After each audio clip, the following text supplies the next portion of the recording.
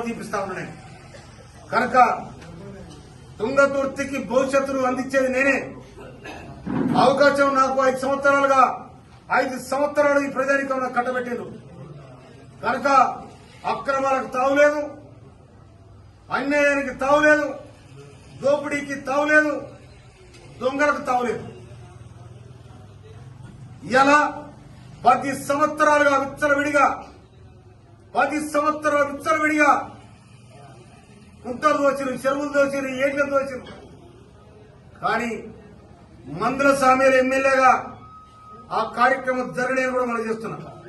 ప్రభుత్వమే కనుక ప్రభుత్వం ఆదేశం, ప్రభుత్వం ఇవాళ ఇచ్చిన ఆర్డర్ అవుతుందో మీకు ఇవాళ చూపించండి ఇది ఆర్డర్. కనుక దీంట్లో దానికి సంబంధించి కలెక్టర్తోని కానీ ఇప్పుడే కలెక్టర్తో మాట్లాడిన ముందు వారి బీదలు ఉన్నాయని కూడా చెప్పాను.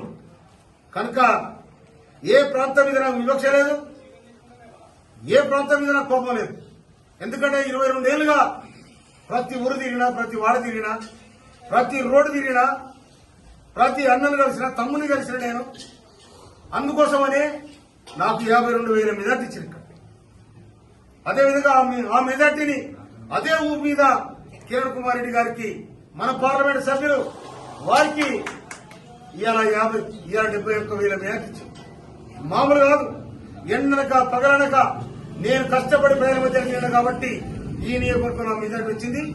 నాకు సహకరించిన మండల స్థాయి, గ్రామ స్థాయి, జిల్లా స్థాయి అందరూ కూడా, నా నాయకులందరూ కూడా నేను శిరస్సు వచ్చి నమస్కరిస్తా ఉన్నాను.